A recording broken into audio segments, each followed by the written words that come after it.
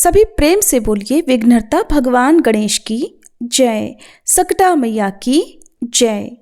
आप सभी भक्तजनों को सकट चौथ की हार्दिक शुभकामनाएं। प्रिय श्रोताओं, आज के इस वीडियो में आप सकट चौथ की कथा सुनेंगे। कथा से पहले भगवान श्री गणेश और सकटा माता का पूजन करके दाहिने हाथ में थोड़े तिल और पुष्प या फिर गेहूं के 7 दाने लेकर कथा सुनी जाती है। कथा की समाप्ति के बाद तिल और पुष्प या गेहूं के दानों को जल से भरे लोटे में डाल दिया जाता है। फिर चंद्रोदय होने पर इसी पवित्र जल से चंद्र देवता को अर्घ्य दिया जाता है। सकटा माता सभी बच्चों की रक्षा करती हैं और विघ्नहर्ता भगवान गणेश अपने सभी भक्तों के सभी विघ्नों को दूर करके भक्तों की मनोकामनाएं पूर्ण करते हैं। आप सभी अपनी मनोकामना मन में रखते हुए कथा का श्रवण कीजिए। एक बार एक गांव में एक बूढ़ी माई रहती थी। वह बूढ़ी माई बहुत ज़्यादा गरीब थी। उन बूढ़ी माई के परिवार में उनका एक बेटा था। वही उनके बुढ़ापे का इकलौता सहारा था। उनके पास कुछ था तो नहीं, लेकिन गांव के जितने भी घरों में पशु थे, उन लोगों के पशुओं को बूढ़ी माई का बेटा जंगल में चराने ले जाया करता। शाम होने पर सभी गौओं को गांव के लोगों के सुपुर्द कर दिया करता। पशु चराने के बाद गांव वाले जो कुछ भी दिया करते, उसी से माँ बेटे का घर चलता था। इसी तरह से किसी तरह से उनके दिन कट रहे थे। एक बार की बात है, बूढ़ी माई का बेटा गांव के पशुओं को जंगल में चराने के लिए ले जा रहा था।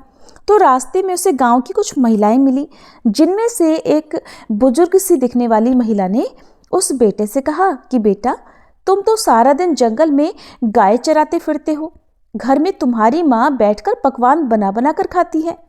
लड़का बोला, ऐसा तो हो ही नहीं सकता, मेरी माँ कभी ऐसा नहीं कर सकती। तब गांव की वह महिला बोली कि अगर तुम्हें विश्वास ना हो तो आज जरा घर थोड़ा जल्दी चले जाना, जाकर तुम खुद ही अपनी आंखों से देख लेना, और जब तुम अपनी आंखों से देखोगे तब तो तुम्हें विश्वास होगा ना। लड़के ने सोचा, ठीक है, देखने में आखिर मेरा क्या जाता है। अब लड़का हर दिन जिस समय पर अपने घर पहुंचा करता था, आज उस समय से थोड़ा पहले वो घर आ गया। उस दिन सकट चौथ का दिन था। बूढ़ी माई ने सकट चौथ का व्रत रखा था और वह तिलकुट बना रही थी। चूल्हे पर कढ़ाई चढ़ा रखी थी, जिसमें वह तिल भून रही थी। जलते हुए चूल्हे पर चढ़ी हुई कढ़ाई देखकर और उसमें तिल भुने जाते देखकर अब तो लड़के को गांव की महिलाओं द्वारा सुनी गई बातों पर विश्वास होने लगा। उसने सोचा, तो आखिरकार गांव की जो चाची ताई थी वो ठीक ही कह रही थी। और यहाँ देखिए, मैं तो जंगल में भूखा प्यासा दिन भर भटकता रहता हूँ, पशु चराता फिरता हूँ, और मेरी माँ घर में पीछे पकवान बना बना कर खाती है। अब उसे गांव की महिलाओं द्वारा सीख लग गई। तो वह लड़का अपनी माँ से बोला, माँ, मैं तो घर छोड़कर जाऊंगा। बूढ़ी माँ बोली, बेटा, ऐसी क्या बात हुई जो तू ऐसी बात सोच रहा है और कह रहा है।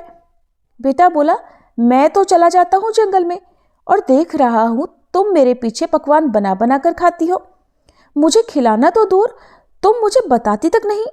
माँ, अब मैं इस घर में नहीं रहूंगा, मैं तो जंगल में जाऊंगा। बूढ़ी माई ने अपने इकलौते बेटे को बहुत समझाया कि बेटा, आज तो सकट चौथ का व्रत है, इसलिए तिलकुट बना रही थी, लेकिन बेटा नहीं माना। बूढ़ी माई समझ गई कि जरूर इसे किसी ने सिखा पढ़ा दिया है और अब ये कहने से नहीं मानेगा। जब बेटा जाने लगा तो बूढ़ी माई ने बेटे से कहा कि बेटा, ये ले, सकट चौथ व्रत के तिल हैं, इन्हें तुम अपने साथ लेकर जाओ, और हाँ, जब भी कभी तुम पर कोई मुसीबत आए, तिल पूर के बैठ जाना, और अगर मैं तुम्हारे नाम के व्रत करती होंगी तो तुम्हारी मुसीबत टल जाएगी। लड़के ने फिर भी माँ का मन रखने के लिए अपने हाथ में वो तिल ले लिए और वो घर छोड़कर चल पड़ा। चलते चलते वह घने जंगल के पास पहुंच गया। जब जंगल के अंदर गया तो देखा सामने एक बहुत बड़ा खूंखार शेर खड़ा है। शेर ने रास्ता रोक लिया। लड़के ने सोचा, आज तो मेरा बचना बिल्कुल मुश्किल है, अब तो मुझे मरना ही है।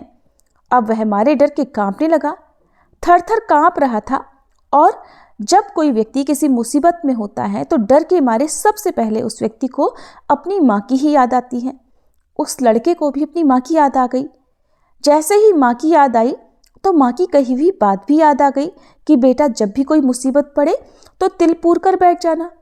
अब बेटे ने झट से अपनी जेब से तिल निकाले और पूर कर वहीं बैठ गया और कहने लगा, हे सकट चौथ माता, अगर मेरी माँ मेरे नाम के व्रत करती है तो ये शेर गाय बन जाए और यहाँ से चला जाए, नहीं तो आज तो मेरा मरना तय है। जैसे ही उस लड़के ने ऐसा कहा, देखते ही देखते सकटा माता की कृपा से वह शेर गाय बनकर पूंछ हिलाता हुआ वहां से चला गया। क्योंकि बूढ़ी माई तो केवल अपने बेटे के नाम के ही व्रत करती थी। अब वह लड़का इधर जंगल में राम राम कहता हुआ आगे बढ़ा। थोड़ा आगे बढ़ा तो देखा एक बहुत बड़ी नदी रास्ते में उफान करती हुई आ रही थी। अब उसने सोचा कि अगर मैं नदी पार करूंगा तो मैं तो इतने गहरे पानी में डूब के मर जाऊंगा। एक तो नदी का बहाव तेज है, ऊपर से तूफान भी आया हुआ है। अगर मैं ये नदी पार नहीं करता हूं तो रात भी हो गई है, पीछे घना जंगल है और जंगल में रहने वाले जंगली जानवर तो मुझे निश्चित ही जिंदा नहीं छोड़ेंगे, मुझे कच्चा खा जाएंगे। आगे कुआं पीछे खाई, फिर याद माई की आई। अब तो वह लड़का फिर से तिल पूर के बैठ गया और बोला, हे सकट चौथ माई, अगर मेरी माँ मेरे नाम के व्रत करती थी तो ये नदी 2 हिस्सों में बट जाए और मुझे रास्ता दे दे, नहीं तो आज तो मेरा मरना तय है। अब जैसे ही लड़के ने ऐसा कहा, नदी देखते ही देखते 2 हिस्सों में बट गई। अब उसे आगे जाने का रास्ता मिल गया, क्योंकि बूढ़ी माई तो अपने बेटे के नाम से ही व्रत करती थी। नदी पार करके वह दूसरी नगरी में पहुंच गया तो वहां उसने देखा कि एक बुढ़िया पुए बनाती जाए और आंखों से जार जार आंसू बहाकर रोती जाए। उसने इस तरह से पकवान बनाती और रोती हुई बूढ़ी माई को देखा तो पूछा, अरे माई, पूड़े बना रही हो, इसका मतलब तुम्हारे घर में कोई खुशी का माहौल है और साथ साथ तुम रो भी रही हो, तो जरूर तुम्हारे मन में कोई दुख भी है। अब मुझे बताओ, ये खुशी और दुख एक साथ कैसे? तो वह बूढ़ी माई बोली, बेटा मैं क्या बताऊं, हमारी नगरी में हर छठे महीने आंवा पकता है। उस आंवे में एक इंसान की बलि दी जाती है और उस इंसान को आंवे में मिट्टी के बर्तनों के साथ बिठाया जाता है और वह जीवित नहीं बचता। हर घर से रोज एक घर का नंबर आता है। आज मेरे घर की बारी है और मेरा तो एक ही बेटा है। अगर मेरा बेटा आंवे में बैठ जाएगा तो फिर मेरा क्या होगा? मेरा बेटा तो आज मर जाएगा। यही सोच सोच कर मैं दुखी हूँ और रो रही हूँ। और आज मेरे बेटे का आखिरी दिन है। मैं चाहती हूँ कि आखिरी बार मैं उसके लिए पुए बनाऊँ, पकवान बनाऊँ। इसीलिए आखिरी बार उसके लिए भोजन बना रही हूँ, तो सोचा कुछ अच्छा बनाकर खिला दूँ। और मेरे बेटे को पुए बहुत पसंद है, इसलिए मैं उसके लिए पुए बना रही हूँ। उस दुखिया की बात सुनकर बूढ़ी माई के बेटे को उस पर दया आ गई, तो वह कहने लगा, बूढ़ी माई, अगर तुम ये सारे पुए मुझे खिला दो तो मैं तुम्हारे बेटे की जगह चला जाऊंगा। तो वह बूढ़ी माई बोली, बेटा तू तो जितने चाहे मर्जी उतने पुए खा ले, चाहे तो सारे खा ले, लेकिन यों किसी की आई पर भला कौन जाता है? बुलावा मेरे बेटे का है, लेकिन उसकी मृत्यु को कौन अपने हाथ में लेगा? तू उसके बदले क्यों जाएगा? ऐसा भला कौन खुद ही मौत को गले लगाता है? लेकिन वह बूढ़ी माई का बेटा बोला, माँ आप चिंता मत करो, मैं तुम्हारे बेटे की जगह चला जाऊंगा। इस तरह भर पेट पुए खाकर वह सो गया। उसे तो गहरी नींद आ गई। इधर राजा के आदेश पर सैनिक बूढ़ी माई के बेटे को लेने के लिए आ गए और उसका द्वार खटखटाने लगे। बूढ़ी माई ने जैसे ही आहट सुनी तो वह दूसरे कमरे में सो रहे उस अजनबी लड़के के कमरे में गई और बाहर से दरवाजा, कभी कुंडी, कभी खिड़की खटखटाने लगी। लेकिन वह लड़का तो गहरी नींद में सोया हुआ था। आखिरकार बहुत देर तक खटखटाने के बाद वह लड़का उठकर बैठ गया और बोला, माई आ गए क्या लेने वाले? तो बूढ़ी माई बोली, हाँ बेटा, राजा के सैनिक आ गए। और फिर वह बेटा सैनिकों के साथ साथ चला गया, जाके आंवा में बैठ गया। आंवा में बैठते ही उसे अपनी माँ की याद आई। उसने अपने हाथ में फिर से तिल लिए और बोला, हे सकट चौथ माता, अगर मेरी माता मेरे नाम के व्रत करती हैं तो आज ये जलती आग मेरा कुछ भी ना बिगाड़ पाए। मैं इस आग में ना जलूं, नहीं तो आज तो मेरा जलना तय है। 3 दिन हो गए, वहीं पास ही में कुछ बच्चे गिल्ली डंडा खेल रहे थे। खेलते खेलते बच्चों की गिल्ली उस बड़े से मटके से जा टकराई, जिसके अंदर वह लड़का और कुछ बर्तन रखे थे और आंवा पका हुआ था। जैसे ही टन से आवाज आई उस मटके से, तो आसपास के सभी लोग हैरान रह गए कि पहले तो ये आंवा 6 महीने में पकता था, आज 3 ही दिन में कैसे पक गया? ये बात जानते ही सारी नगरी इकट्ठा हो गई। राजा को पता चला तो राजा को भी बुलवा लिया गया। अब तो उस आवा के चारों ओर बड़ी भारी भीड़ इकट्ठी हो गई। अब राजा ने सैनिकों से कहा कि मटका उतारो। जैसे ही सैनिक मटका उतारने लगे, अंदर से आवाज आई, भाई धीरे धीरे उतारो, भाई धीरे धीरे उतारो। ये आवाज सुनते ही सैनिक तो डर के मारे दूर भाग गए कि आज तक तो इसमें से कभी कोई आवाज नहीं आई, लगता है अंदर कोई भूत है। अब तो राजा भी तलवार निकाल कर खड़े हो गए और बोले, सच सच बता, मटके के अंदर तू कौन है? तब मटके में से बूढ़ी माई का बेटा निकला और बोला, महाराज मैं कोई भूत वूत नहीं हूँ, ना ही मैं कोई पिशाच हूँ, बल्कि मैं तो एक बुढ़िया का बेटा हूँ और मेरी माई मेरे नाम के सकट चौथ के व्रत किया करती थी। मैं तो बस गांव की चाची ताई के सिखावे में आ गया और घर छोड़कर निकल आया। मेरी माँ ने चलते समय मुझे ये कुछ तिल दिए थे और कहा था कि बेटा अगर कभी तुझ पर कोई मुसीबत पड़ेगी तो वो टल जाएगी। अब भाई ये देखो, मैं तो ये तिल पूर के किसी भी मुसीबत में जाता हूँ और वहाँ पर तिल पूर कर बैठ जाता हूँ, तो मेरे ऊपर जो भी मुसीबत आती है वो टल जाती है। ये बात सुनकर रानी बोली, राजा जी क्यों ना अपनी राजकुमारी का ब्याह हम इससे कर दें, क्योंकि इसको तो आग भी नहीं जला सकी। राजा को रानी की बात सही लगी और फिर राजा रानी ने अपनी बेटी का विवाह उस लड़के के साथ कर दिया। अब बूढ़ी माई का वह बेटा राजा के राजमहल में घर जमाई बनकर रहने लगा। अब तो बड़े ठाठ से उसके दिन बीतने लगे। राजा की बेटी और वह बूढ़ी माई का बेटा दोनों एक दिन छत पर घूम रहे थे। छत पर घूमते घूमते बूढ़ी माई को अपने गांव की, अपने देश की याद आई और अपनी माँ की याद आई। तो बूढ़ी माई का बेटा अपनी पत्नी से बोला कि देखो, आज तो हमारे गांव की तरफ बादल छाए हैं, लगता है बहुत जोर से बारिश होगी। राजा की बेटी ये बात सुनकर हैरान रह गई, फिर पूछने लगी, क्या आपका भी कोई गांव है? तो बूढ़ी माई का बेटा बोला, हाँ हमारा भी गांव है, हमारा भी घर है और मेरी माँ भी है, सब कुछ मेरी माँ ही तो है। राजा की बेटी बोली, तो फिर हम यहाँ क्या कर रहे हैं? हम भी अपने घर चलेंगे बूढ़ी माई के पास। बूढ़ी माई का बेटा बोला कि तुम अपने पिताजी से पूछ लो, अगर वो कहेंगे तो ही तुम्हें हम अपने घर लिवा कर ले जाएंगे। अब तो राजा की बेटी महल में जाकर अपने पिताजी से बोली, पिताजी आपके जमाई जी अब अपने घर जाना चाहते हैं। राजा ने कहा, ये तो बहुत अच्छी बात है, दूर जमाई लाख जमाई, घर जमाई खाक जमाई। ठीक है, तुम दोनों अपने घर को जाओ, कमाओ खाओ, अच्छे से अपनी घर गृहस्थी बसाओ, हम तो भाई इसी में राजी हैं, इसी में खुश हैं। अब तो राजा ने विदाई से पहले खूब ढेर सारे हीरे मोती जवाहरात, हाथी, धन, घोड़े आदि देकर अपनी बेटी को विदा कर दिया। अब वे दोनों खुशी खुशी चल पड़े। इधर जब बूढ़ी माई का बेटा गांव के पास आ गया तो उसने एक सैनिक को अपने घर में भेजा कि जाओ और जाकर मेरी माँ को बता दो कि उनके बेटा बहू आ रहे हैं। अब सैनिक गया तो देखा कि बूढ़ी माई तो रो रो कर अंधी हो गई हैं। सैनिकों ने जाकर कहा कि बूढ़ी माई आपके बेटा और बहू आए हैं। बूढ़ी माई सैनिकों से बोली, बेटा सारा गांव तो मेरी हंसी उड़ाता है, अब तुम भी हंसी उड़ाने लग गए।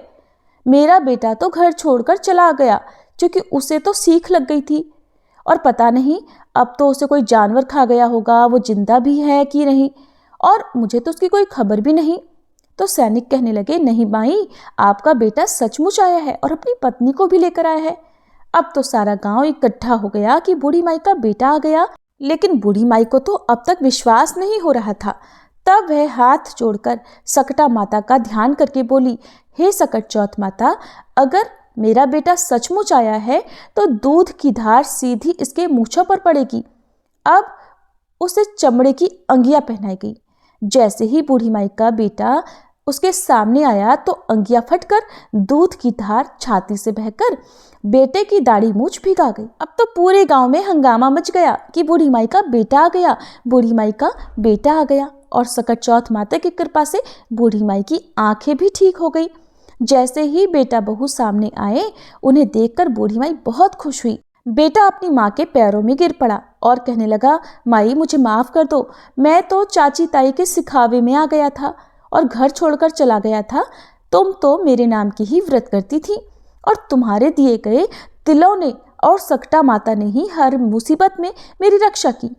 बेटे बहू को देखकर बूढ़ी माई अपने पुराने सारे दुख भूल गई और फिर बोली, बेटा सकट चौथ माता ने तो मूल लौटाया है, साथ में ब्याज भी लौटा दिया। अब तो बूढ़ी माई के ठाठ हो गए। बेटा बहू खूब मन लगाकर खुशी से बूढ़ी माई की सेवा करने लगे। हे सकट चौथ माता, जैसी कृपा आपने बूढ़ी माई पर करी वैसी कृपा सब पर करना। इस कहानी को कहते सुनते और हुंकारा भरते सब पर करना, सभी के परिवारजनों पर करना, हम सब पर भी करना। ये थी सकट चौथ व्रत की कहानी। अब सुनिए गणेश भगवान की एक और कहानी। एक बार की बात है, एक शहर में देवरानी जिठानी रहा करती। देवरानी तो गणेश भगवान की बड़ी भक्त थी और वह नियमित पूजा पाठ भी करती थी। देवरानी का पति जंगल से लकड़ियां काटकर उसे बेचा करता और अक्सर बीमार भी रहता था। देवरानी गरीब थी और जिठानी बहुत अमीर थी। देवरानी अपनी जिठानी के घर का सारा काम करती और बदले में जिठानी उसे बचा हुआ खाना, पुराने कपड़े आदि दे दिया करती। इसी से देवरानी का परिवार चल रहा था। ऐसा करते करते देवरानी के दिन किसी न किसी तरह से गुजर रहे थे। ऐसा ही करते करते अब माघ का महीना आ गया और चतुर्थी तिथि पर देवरानी ने तिल चौथ यानी सकट चौथ का व्रत रखा और पूजा करके तिल चौथ की कथा सुनी। फिर तिलकुटा छीके में रख दिया और सोचा कि रात को चंद्रमा निकलने के बाद ही कुछ खाऊंगी। इस तरह से कथा सुनकर वह जिठानी के यहाँ काम करने चली गई। जिठानी के यहाँ पहुंचकर भोजन बनाकर जिठानी के बच्चों को भोजन करने के लिए कहने लगी तो बच्चे बोले, चाची माँ ने तो व्रत रखा है और माँ भूखी हैं। माँ जब भोजन करेंगी तभी हम भी करेंगे। जब जेठ जी को भोजन करने के लिए कहा तो जेठ जी बोले, मैं अकेला नहीं खाऊंगा, जब चंद्रमा निकलेगा तभी मैं भी खाऊंगा। अब देवरानी ने कहा कि मुझे भी घर जाना है, इसलिए मुझे खाना दे दो। तब जिठानी ने उससे कहा कि आज तो अभी तक किसी ने भी भोजन नहीं किया तो मैं तुम्हें कैसे दे दूं? तुम सवेरे ही बचा हुआ खाना ले जाना। जेठानी की ये बात सुनकर देवरानी उदास होकर घर चली आई। देवरानी के घर पर पति बच्चे सब आस लगाए बैठे थे कि आज तो त्योहार का दिन है, कुछ अच्छा खाने को मिलेगा। लेकिन जब बच्चों को पता चला कि आज तो रोटी भी नहीं मिलेगी तो बच्चे रोने लगे। ये देखकर देवरानी के पति को गुस्सा आ गया और कहने लगा, दिन भर काम करने के बाद भी 2 रोटियां नहीं ला सकती तो काम ही क्यों करती हो? पति ने गुस्से में आकर पत्नी को कपड़े धोने के धोवने से पीटा। धोवना हाथ से छूट गया तो पाटे से मारा। वो बेचारी गणेश जी को याद करती हुई रोते रोते पानी पीकर सो गई। उस दिन गणेश जी देवरानी के सपने में आए और कहने लगे, धोवन मारी, पाटे मारी, सो रही है या जाग रही है? वो बोली, कुछ सो रहे हैं, कुछ जाग रहे हैं। गणेश जी बोले, भूख लगी है, खाने के लिए कुछ दे दो। देवरानी बोली, क्या दूं? मेरे घर में तो अन्न का एक दाना भी नहीं है। जेठानी बचा हुआ खाना देती थी, आज तो वो भी नहीं मिला। देवरानी ने आगे कहा कि पूजा का बचा हुआ तिलकुटा छीके में पड़ा है, वही खा लो। गणेश जी ने निकालकर तिलकुटा खाया और उसके बाद कहने लगे, धोवने मारी, पाटे मारी, निमटाई लगी है, कहाँ निमटे? तब देवरानी ने कहा, ये तो खाली झोपड़ी है, आप कहीं भी जा सकते हैं, जहां इच्छा हो वहां निमट लो। फिर गणेश जी बोले, अच्छा अब कहाँ पोंछूं? अब की बार तो देवरानी को बहुत गुस्सा आया। कहने लगी, कब से परेशान किए जा रहे हो, सोने भी नहीं देते। वो बोली, मेरे सिर पर पोंछो। और कहाँ पोंछोगे? अब देवरानी जब सुबह सोकर उठी तो देखकर हैरान रह गई कि उसका पूरा घर तो हीरे और मोतियों से जगमगा रहा है। सिर पर जहां विनायक जी पोंछनी करके गए थे वहां पर तो हीरे के टीके और बिंदी जगमगा रहे थे। अब देवरानी जिठानी के यहाँ काम करने नहीं गई। जिठानी ने कुछ देर तक तो उसका इंतजार किया, फिर बच्चों को देवरानी को बुलाने भेज दिया। जिठानी ने सोचा कल खाना नहीं दिया था, इसलिए शायद देवरानी बुरा मान गई होगी। बच्चे बुलाने गए और बोले, चाची चलो, माँ ने बुलाया है। दुनिया में चाहे कोई मौका चूक जाए पर देवरानी जिठानी आपस में कहने का कोई मौका नहीं छोड़ती। देवरानी कहने लगी, बेटा बहुत दिन तेरी माँ के यहाँ काम कर लिया, अब तुम अपनी माँ को ही मेरे यहाँ काम करने भेज दो। बच्चों ने घर जाकर माँ से कहा, माँ चाची का पूरा घर तो हीरे और मोतियों से जगमगा उठा है। जिठानी को विश्वास नहीं हुआ, दौड़कर झट देवरानी के घर पहुंची। देखकर हैरान रह गई और पूछा, ये सब कैसे हो गया? तब देवरानी ने जेठानी को रात में हुई सारी घटना बताई, जो कुछ भी उसके साथ हुआ था। एक एक बात सच सच बता दी, क्योंकि वह दिल की बहुत सच्ची थी। अब तो घर लौटकर जेठानी ने कुछ सोचा और अपने पति से कहने लगी, सुनिए, आज आप मुझे धोवने और पाटे से मारो। उसका पति बोला, अरे भलमानस, मैंने तो कभी तुम पर हाथ तक नहीं उठाया, मैं भला तुम्हें धोवने और पाटे से कैसे मार सकता हूं? पर वो नहीं मानी और जिद करने लगी। आखिरकार मजबूर होकर पति को उसे मारना पड़ा। मार खाने के बाद उसने ढेर सारा घी डालकर चूरमा बनाया और छींके में रखकर सो गई। रात को विनायक जी जेठानी के सपने में भी आए और कहने लगे कि भूख लगी है, मैं क्या खाऊं? जेठानी बोली, हे भगवान गणेश, आपने तो मेरी देवरानी के घर पर एक चुटकी सूखा तिलकुट खाया था। मैंने तो झड़ते घी का चूरमा बनाया है और आपके लिए छींके में रखा है। साथ साथ फल और मेवे भी रखे हैं, जो आपकी इच्छा हो खा लो। गणेश जी बोले, खा लिया, अब बताओ निपटे कहाँ? जेठानी बोली, उसके यहाँ तो टूटी हुई झोपड़ी थी, मेरे यहाँ तो बहुत अच्छा महल है, जहाँ चाहो निपट सकते हो। तो गणेश जी ने पूछा, अच्छा अब बताओ पोंछू कहाँ? वो बोली, मेरे माथे पर बड़ी सी बिंदी लगाकर पोंछ लो। धन की भूखी लालची जेठानी रात भर खुशी से फूली नहीं समा रही थी।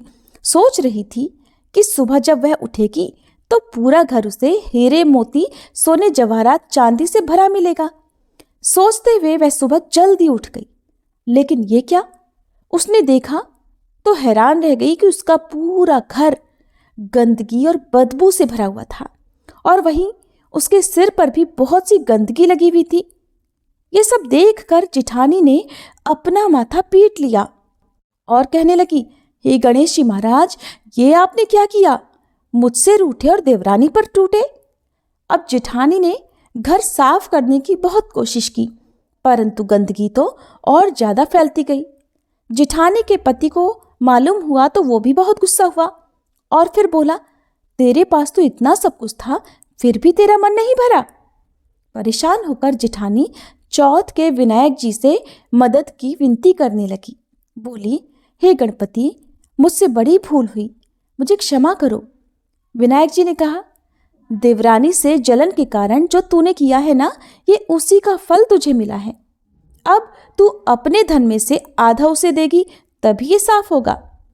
गणेश जी के कहने पर उसने आधा धन तो बांट लिया, लेकिन मोहरों की एक हांडी चूल्हे के नीचे गाड़ कर रख दी।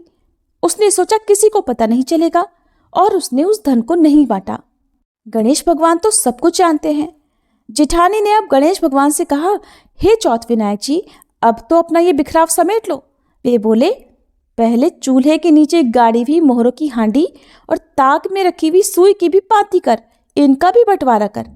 इस तरह विनायक जी ने सुई जैसी छोटी चीज का भी बंटवारा करवाकर अपनी माया समेटी और देखते ही देखते जेठानी के घर की गंदगी साफ हो गई।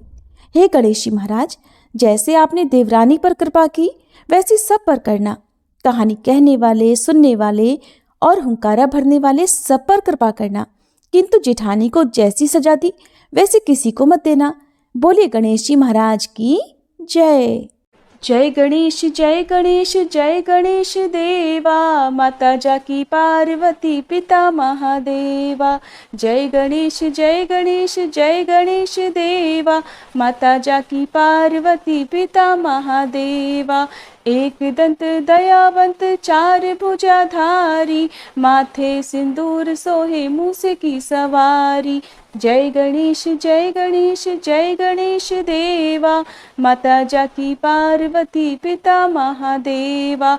पान चढ़े फूल चढ़े और चढ़े मेवा, लड्डुअन का भोग लगे संत करे सेवा। जय गणेश जय गणेश जय गणेश देवा, माता जाकी पार्वती पिता महादेवा। अंधन को आँख देत कोढ़िन को काया, बांझन को पुत्र देत निर्धन को माया। जय गणेश जय गणेश जय गणेश देवा, माता जाकी पार्वती पिता महादेवा। सूर्य श्याम शरण आए सफल की जय सेवा, माता जाकी पार्वती पिता महादेवा। जय गणेश जय गणेश जय गणेश देवा, माता जाकी पार्वती पिता महादेवा। दीनन की लाज रखो शंभु सतकारी, कामना को पूर्ण करो जाऊं बलिहारी। जय गणेश जय गणेश जय गणेश देवा, माता जाकी पार्वती पिता महादेवा। जय गणेश जय गणेश जय गणेश देवा, माता जाकी पार्वती पिता महादेवा।